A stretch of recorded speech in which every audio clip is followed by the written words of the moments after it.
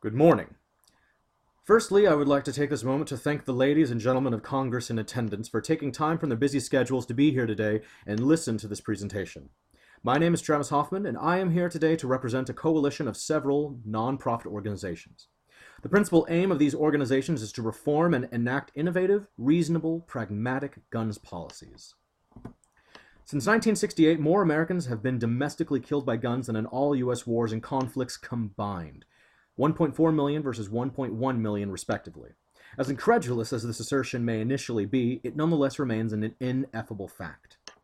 The United States has one of the highest rates of firearm homicides in the developed world, nearly 3.5 times greater than Israel, the country second in these same rates. We also hold the world title in gun ownership with 88.8 guns per 100 people. That's just over 1.5 times greater than the nation with the second highest rate, Yemen, with 54.8 guns per 100. Although we have less than 5% of the world's population, we possess 35 to 50% of the world's civilian-owned guns. Bearing these troubling statistics in mind, but one conclusion becomes clear. The status quo U.S. gun policies are in dire need of reformation. Our experiences involving mass shootings are not dissimilar to those of our peers. What does distinguish and set them apart from ourselves is how they reacted, both socially as well as politically, to such domestic tragedies. Spurred by the 1989 shooting by a disgruntled student attending a Montreal engineering school, which resulted in 14 deaths and over a dozen injuries, the Canadian government implemented greater gun control laws with the 1995 Firearms Act. Federal regulations require all gun owners who must be at least 18 years of age to obtain a license that includes a background check and a public safety course. Guns were placed into one of three classes: unrestricted, such as manual loading rifles and shotguns; prohibited, handguns, semi-automatic rifles, and shotguns; and restricted automatics, effectively banning more than half of all registered guns at the time. Any citizen wishing to purchase a restricted firearm must first obtain a federal registration certificate. As of 2013, firearm-related homicides in Canada are 0.38 per 100,000 people. Ours is 3.54 per 100,000 people. Compelled by the 1996 massacre in Tasmania, resulting in 35 fatalities and 23 injuries, the Australian government passed the National Agreement on Firearms, which all but prohibited automatic and semi-automatic assault rifles, stiffened licensing and ownership rules, and instituted a temporary gun buyback program that took some 650,000 assault rifles, about 1/6 of the national stock, out of public circulation. In addition, those seeking to obtain firearms were required to demonstrate a genuine need to own these weapons, as well as take a requisite firearm safety course prior to ownership. Since implementing these more stringent and uniform gun control measures, there have been no gun-related mass murders since the 1996 killings. As of 2013, firearm-related homicides in Australia are 0.16 per 100,000 people. Ours is 3.54 per 100,000 people. Galvanized by two murder sprees in the United Kingdom, a combined 32 people were slain in 1987 and 1996, half of which were young school children. In response to the first atrocity, the British Parliament increased the number of banned gun types, such as semi-auto rifles and shotguns, and raised the registration requirements for other weapons as well. Following the second act of inhumanity, the British government enacted even stricter gun policies, outlawing handguns altogether by way of the Firearms Amendment Act of 1997. In order to reduce the number of firearms already in circulation, British legislature also instituted a temporary gun-back program that was widely considered successful due to its removal of tens of thousands of illegal or unwanted guns out of supply. This effectively stymied the national supply of stolen handguns, in addition to offering a fair market value to legal owners in exchange for their now illegal weapons. However, the importance of this legislative timeline does not simply end here. The legacy of these gun policies is perhaps the most analogous and relatable to that of our own. Results were not immediate. A shiny red bow did not promptly seal this issue in a conveniently wrapped box. Following England's sweeping gun laws in 1997, gun violence did not magically dissipate. In fact, statistics showed a converse trend, as gun violence in Britain increased for the next several years. What's more, offenses involving firearms peaked in 2005. However, the steadfast efforts of the British law enforcement forcefully backed up the precedents set forth by the 1997 Firearms Act. In 2011, England and Wales recorded 7,024 offenses involving firearms, down 37% from their peak in 2005. Given that British crime statistics also count fake guns as firearms, criminologists say the number of violent crimes involving real guns is likely significantly lower.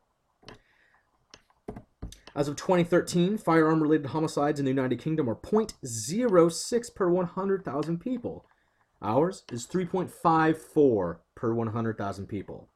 The chronology of these events and the resultant fruit that they bared can serve as considerable reference in the reformation process of our own gun laws.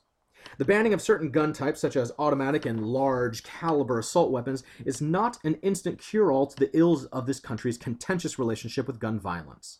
The remedy instead lies with consistency. A parent cannot expect their child to obey rules that are told to them once and then no longer discussed. Consistent reinforcement, reminders of what is at stake, the imperative nature of enforcing these rules and why they are important.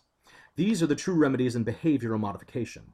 Such is the case in this matter as well. If reformations to U.S. federal gun policies are to be considered sustainable, if viable at all, a concise, specified, uniform standard must be established and reinforced by subsequent action. Common sense measures must be enacted. Recently, President Obama issued an executive action with the aim of reducing gun violence in the United States. In 2013, he strongly pursued a similar call to action in the wake of the Sandy Hook Elementary School shootings in Newtown, Connecticut. Despite polls that showed 90% of Americans supported the expansion of background checks to include the majority of domestic gun sales, the Senate voted down every proposed measure. This proposal was designed to keep guns out of hands of criminals and the mentally ill. President Obama's 2016 executive action reconfigured aspects of his previous proposal and more specifically outlines the calls to action that he issued forth to several government agencies, including the Bureau for Alcohol, Tobacco, and Firearms, the ATF, and Federal Bureau of Investigation, FBI. Focused almost entirely on the principal issue of his previous proposal, namely insufficient background check protocols, the executive action did not include issues previously brought to vote in 2013, such as banning assault-type rifles and limiting the size of ammunition magazines. According to the order, the requisite of issuing background checks prior to gun sales now extends to vendors, gun shows, and the internet. Vendors are also required to obtain a federal license just as any brick-and-mortar gun store would. The president outlined penalties for vendors that fail to conduct background checks and even stiffer for those who fail to obtain this license, as much as $250,000 in fines and up to 5 years in prison. Other key segments of the president's 2016 plan include encouraging improved communication between federal and state authorities regarding criminal history information, ensuring that the background checking process is as comprehensive as possible. Another portion of the plan instructs the FBI to overhaul the NICS background check system to make it more efficient and accurate. Additionally, he calls for the ATF to be appropriated additional funding for the purpose of hiring 200 new agents and investigators to help enforce current gun laws, along with the establishment of an internet tracking center to track illegal gun trafficking online. Amongst these various measures of particular interest is the requirement regarding the improvement of mental health services. By budgeting $500 million to expand access to mental health services, Obama keenly observed and addressed the underlying root for roughly 60% of all gun-related deaths: suicide. Without access to adequate mental health services, a significant number of mentally ill individuals continue to be unaware of their condition and thusly are at elevated risk of acting against their best interests of themselves and those around them. This leads me to my next point of address. As previously alluded to and shown by the following chart, the majority of gun-related fatalities in America are self-inflicted. In fact, 21,175 committed suicide with a gun in 2013, whereas 11,208 died as a result of gun-related homicide. That means that of all gun-related deaths in 2013, 65% were the result of suicide. As unexpected a surprise as any, one may at first glance believe this assertion to be an obviously erroneous oversight. Sadly, this is not the case. However, it is a common misconception that, by and large, a given suicide attempter is so intent on fulfilling their objective that they will do so by any means at their disposal. It is a tempting assumption that if, for instance, a particular spot on a bridge that an individual had resolved to leap from was unexpectedly closed for the day, will that same person suddenly make the transition from plan A to plan B? Regardless of whether the act is of a premeditated or impulsive nature, people who attempt suicide aren't thinking clearly. They might have a plan A, but there's no plan B. They get fixated. They don't say, well, I can't jump, so now I'm going to go shoot myself. and that fixation extends to whatever method they've chosen. In relation to the topic of suicide prevention, an oft-cited argument against greater gun control is that whether or not someone has access to a gun, they will simply find another means of killing themselves. However, is this truly the case?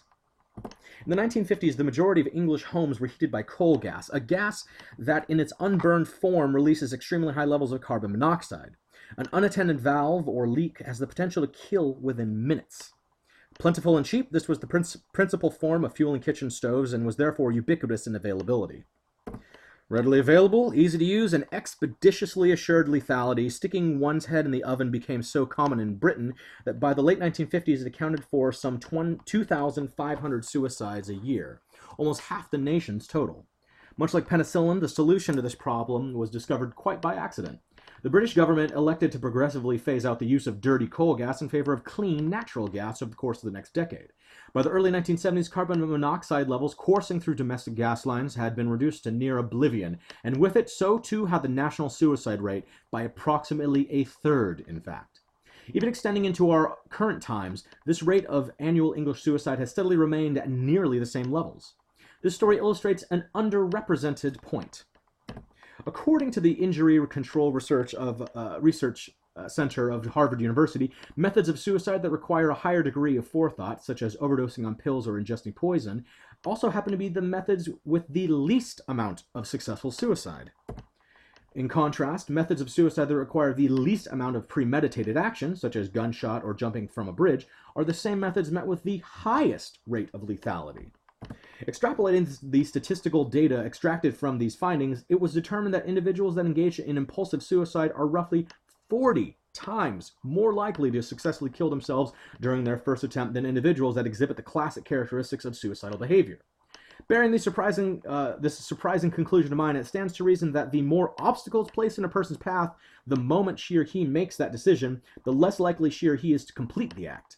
Being that half of annual American suicides are gun-related, similar to the proportion of the 1950 suicides by carbon monoxide asphyxiation, we can reasonably project that the 21,175 gun-related suicides in 2013, 30% may similarly be potentially saved.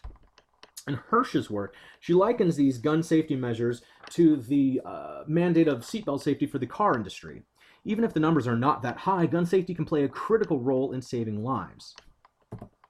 Dr. Matthew Miller, Associate Director of the Harvard University-based Injury Control Research Group, offers a few minor precautions that can lead to great effect. He asserts that storing a gun in a lockbox slows down the rate of which frenetic and thereby hasty actions can be taken. Similarly, studies have shown that merely keeping a gun unloaded and storing its ammunition in a different room significantly reduces the odds that the gun being used in a suicide.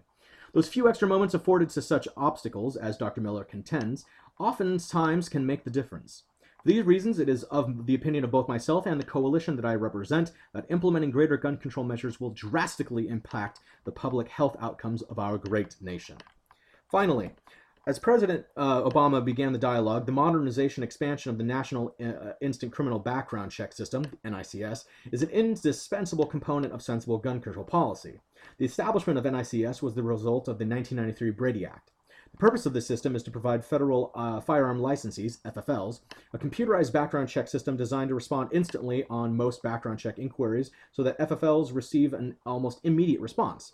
A primary shortcoming of NICS is that because of the 10th Amendment to the American Constitution, the federal government doesn't have the authority to mandate state participation in such a program.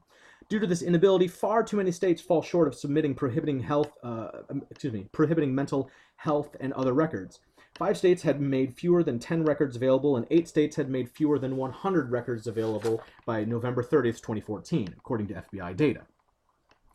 Mental health information is of particular interest as the current NICS system does not take this factor into consideration when determining whether an individual should be deemed eligible for firearm ownership. Due to this systemic defect, the Virginia Tech shooter was able to purchase a firearm for a federally licensed firearms retailer because his prohibiting mental health records were not in the NICS system. Other than for the sake of improved public health and safety, states may have an additional incentive to cooperate and contribute by way of facing grant penalties for failing to meet this new standard. Just as states may lose federal highway funds for failing to meet certain drunk driving law standards, under this improved system, so too would they face grant penalties for failing to sufficiently deliver 90% of its internal health records